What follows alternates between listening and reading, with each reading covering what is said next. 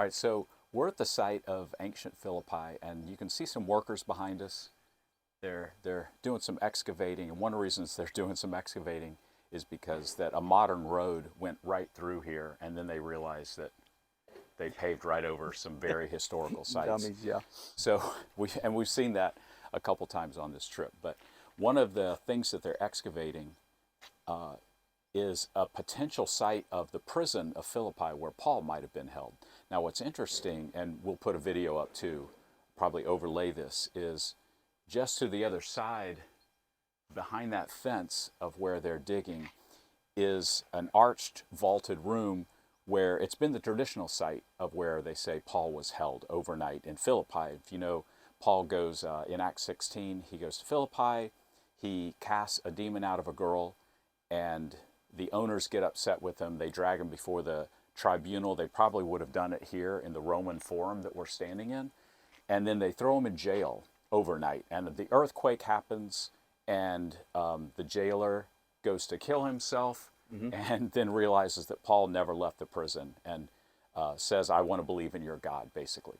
That's the short version in Acts chapter 16.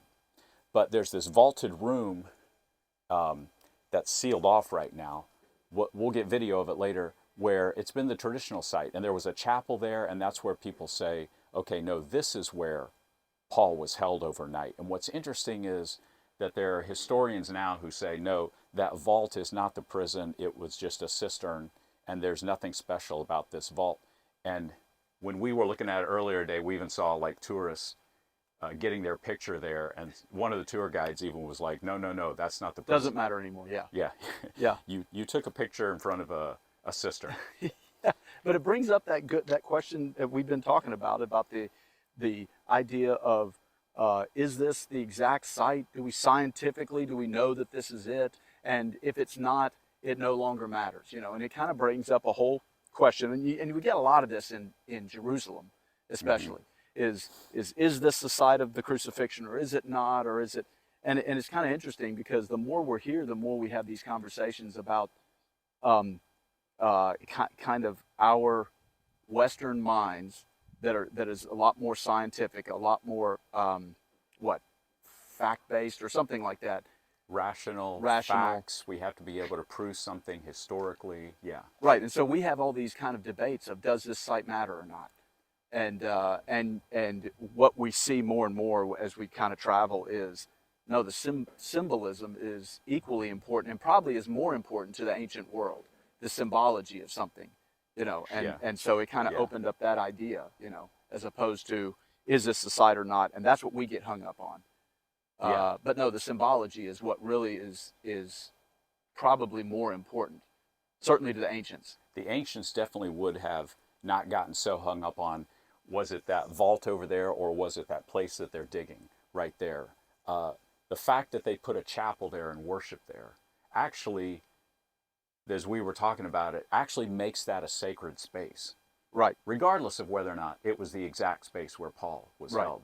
There's something special about that vault, because pilgrims for hundreds, if not thousands of years, have come there and worshiped there and recognized it as a place, if not where Paul was held, but very close.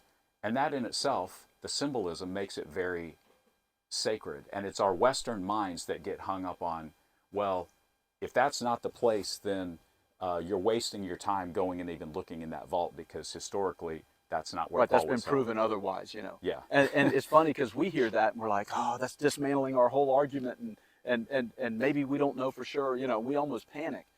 But it's funny, because in the Bible, we're just talking about this, about over and over in Scripture, something significant happens, and there is a command from either Moses or God or something, say, hey, build an altar here.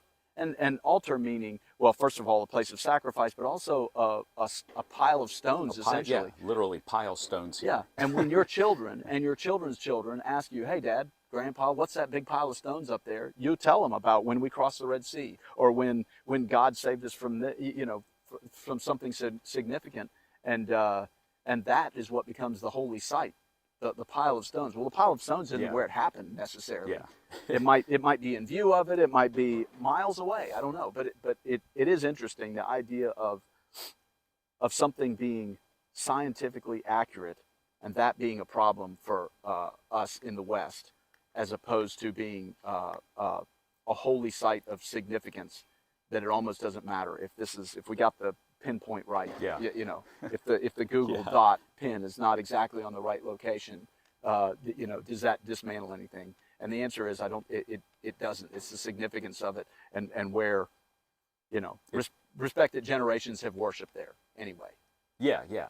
So I guess to summarize, you could say, so if you've been here and you took a picture in the vault and it's proven later that that was just a cistern, it doesn't matter. You were in a sacred site. You were at a spot where people have come hundreds and hundreds of years and remember the story and the faith of Paul in prison.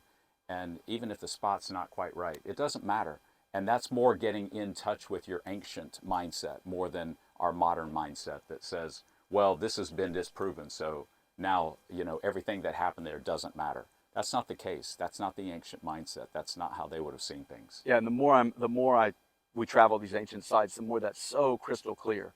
It's almost like just a fundamental way that I think that you know, I've got to kind of deprogram a little bit or get in touch with the ancient way of thinking. Yeah. And we talked about this a little bit in terms of how to interpret the Bible, and it plays across a lot more than, hey, is this site accurate or not? It plays into the way you think, and if you think in that way, you actually can, I think, interpret the Bible in a much clearer way. Yeah, a much clearer way, and not being thrown off by every archaeological or scientific discovery that says this contradicts this little thing in the Bible. That stuff doesn't have to throw you off anymore, shake your faith. Because that's not the way the ancients viewed things. That's not the ancients wrote the Bible even. And so to me, I'm learning that it actually strengthens my faith. Yeah, so watch the other videos. We plan to do a couple more, talk about more of the history of Philippi. But yeah, we just wanted to capture this conversation we had around the site of Paul's prison, because depending on who you talk to, they would say, yep, it's right here. And others will go, no, that's silly. It's not there at all. So thanks for watching.